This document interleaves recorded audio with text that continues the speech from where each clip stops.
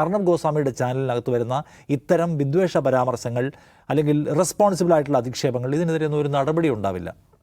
വേറെ വല്ല ചാനലുമാണെങ്കിൽ നിങ്ങൾ ഇന്ന നോംസ് ലൈസൻസ് നോംസ് ലംഘിച്ചിരിക്കുന്നു, ഇന്ന നിയമം ലംഘിച്ചിരിക്കുന്നു, കേബിൾ TV ഓപ്പറേറ്റേഴ്സ് ആക്ട് ലംഘിച്ചിരിക്കുന്നു പറഞ്ഞ് നോട്ടീസ് വരേണ്ട എത്ര പരശതം കുറ്റങ്ങളാണ് അവിടെ ഇരുന്നുകൊണ്ട് ഇദ്ദേഹം ചെയ്യുന്നത്. നേരത്തെ പറഞ്ഞു എന്താണ്, നമ്മുടെ കോവിഡ് കാലത്ത് തബലി ജമാഅത്തുകാരുടെ യോഗം അവർ നരേന്ദ്രമോദിയെ ലക്ഷ്യമിട്ടുകൊണ്ട് ചെയ്യുന്ന പണിയാണ്, ഇതിന് നേതാക്കളെ മുഴുവൻ കേസെടുത്ത് ജയിലിൽ അടക്കണമെന്ന് അദ്ദേഹം ആക്രോശിച്ചു.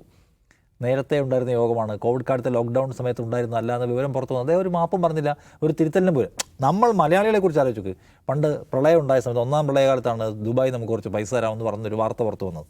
അന്ന് ഇന്ത്യയിലെ ഏറ്റവും നാണം കെട്ട വർഗ്ഗം മലയാളികൾ എന്നാണ് ഇദ്ദേഹം ആക്ഷേപിച്ചത്. എന്നിട്ട് വിദേശത്ത് നിന്ന് പലയിടത്തും പൈസ വരുന്നു, അത് അവിടുത്തെ ഇടതുപക്ഷ ബുദ്ധിജീവികളും രാജ്യത്തെ വിഘടനവാദികളും ദുരുപയോഗം ചെയ്യുകയാണെന്ന് അദ്ദേഹം ആഞ്ഞങ്ങ് പറഞ്ഞു. അപ്പോൾ അതിൻ്റെ ഭാഗമായിട്ട് വലിയ സോഷ്യൽ മീഡിയയ്ക്ക് മലയാളികളെയാണല്ലോ, മലയാളികളെ തിരിച്ചാക്രമിക്കുമല്ലോ. അദ്ദേഹത്തിൻ്റെ ഒരു ഗൂഗിൾ റിവ്യൂവിൽ പോയിട്ട് കംപ്ലീറ്റ് റിപ്പബ്ലിക്കിനെ അങ്ങ് താഴ്ത്തിക്കളഞ്ഞു. അദ്ദേഹം ഗൂഗിൾ റിവ്യൂ പൂട്ടി വെക്കേണ്ടി വന്നു. മലയാളികളുടെ ഒരു പ്രതിഷേധത്തിൻ്റെ സ്വരം എന്താണെന്ന് മനസ്സിലായത് അന്നാണ്. അപ്പോൾ ജേർണലിസം എന്ന് പറയുന്ന പരിപാടി അദ്ദേഹം നേരത്തെ നിർത്തിയതാണ്. എന്താണോ ഇവിടുത്തെ ഭരണകൂടത്തിന് ആവശ്യമായിട്ടുള്ള ഈ പറഞ്ഞ വിഭജന നയം, കഴിഞ്ഞ ദിവസം നോക്കുക, ഡൊണാൾഡ് ട്രംപ് പറയുന്നു ഞാൻ മധ്യസ്ഥം വഹിച്ചിട്ടാണ് ഈ പ്രശ്നം പരിഹരിച്ചതെന്ന്. അദ്ദേഹം ന്യൂസ് റൂമിൽ ഇരുന്ന് ഡൊണാൾഡ് ട്രംപിനെ അങ്ങോട്ട് പറയുകയാണ്. ഗവൺമെൻറ്റിനോട് അദ്ദേഹത്തിന് ഒരു ക്വസ്റ്റ്യനുമില്ല. എന്തുകൊണ്ടാണ് അമേരിക്കൻ സ്ഥാനപതിയെ വിളിച്ച് നിങ്ങൾ ഈ പറഞ്ഞത് തോന്നിയാസാലയം ചോദിക്കാത്തത് എന്ന ചോദ്യം അദ്ദേഹത്തിനില്ല. അദ്ദേഹം ട്രംപ് ഒരു വൃത്തികെട്ടവനാണ് എന്ന മറ്റുള്ള അദ്ദേഹത്തിൻ്റെ സുഹൃത്തുക്കൾ കൂടെ ഇരുന്ന് ആഞ്ഞയെ പറയുകയാണ്. അപ്പോൾ അതുകൊണ്ട് അതിൽ നിന്ന് അത്ഭുതമൊന്നും പ്രതീക്ഷിക്കേണ്ടതില്ല. അമിത് മാളവ്യ എന്ന് പറയുന്ന IT ചീഫ് പറയുന്നത് എന്താണോ അത് സെയിം സംഗതി TV ഫോർമാറ്റിൽ പറയുന്ന ആളാണ് ഇദ്ദേഹം. ഇന്ന് അദ്ദേഹത്തിന് അതേ പ്രതീക്ഷിക്കാൻ പാടുള്ളൂ. അദ്ദേഹത്തിൻ്റെ ക്രെഡിബിലിറ്റി എന്ന് പറയുന്നത് ലോകത്തിന് മുമ്പിൽ നമ്മൾ കണ്ടാണ്.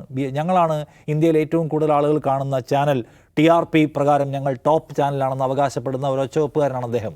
പക്ഷേ അദ്ദേഹം TRPയിൽ തട്ടിപ്പ് കാണിച്ചിട്ടാണ് അദ്ദേഹത്തിൻ്റെ ചാനൽ 1ാം സ്ഥാനത്താക്കിയതെന്നും പലയിടത്തും പോയി മിഡിൽ ക്ലാസ്സുകാരായ മനുഷ്യർക്ക് പൈസ കൊടുത്തിട്ടാണ് മീറ്ററിൽ കയറ്റുന്നതെന്നുള്ളത് ലോകം കഴിഞ്ഞ കാര്യമാണ്. അങ്ങനെയാണ് അദ്ദേഹം ബാർക്ക് എന്ന് പറയുന്ന സംവിധാനം 1.5 വർഷം അടച്ചിട്ട് സേഫിന് ഓർമ്മയുണ്ടോ? കാരണം ഇത് മൊത്തം തട്ടിപ്പാണെന്ന കാര്യം ജനത്തിന് മനസ്സിലായി. ജെനുവിനല്ല ഇതിൻ്റെ സാമ്പിളിങ്.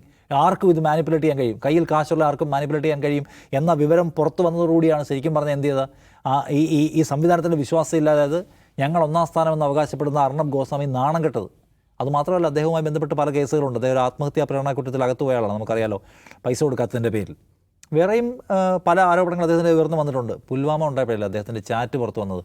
BJPയെ സഹായിക്കുന്ന നിർണായകമായ ഒരു സംഭവം വരാനുണ്ടെന്ന് നേരത്തെ അറിഞ്ഞു അദ്ദേഹം പറഞ്ഞത് വലിയ വിവാദം ഉണ്ടാക്കിയ ഒന്നാണ്. അപ്പോൾ ക്രെഡിബിലിറ്റി എന്ന് പറയുന്ന സംഗതി ജേർണലിസ്റ്റ് എന്ന കാര്യത്തിൽ അവകാശപ്പെടാനേ കഴിയാത്ത ഒരു ബഹളക്കാരനാണ് ഇദ്ദേഹം. അദ്ദേഹം BJPയുടെ മറ്റേതെങ്കിലും ഒരു നേതാവിനെ പോലെ തന്നെ പ്രവർത്തിക്കുന്നു.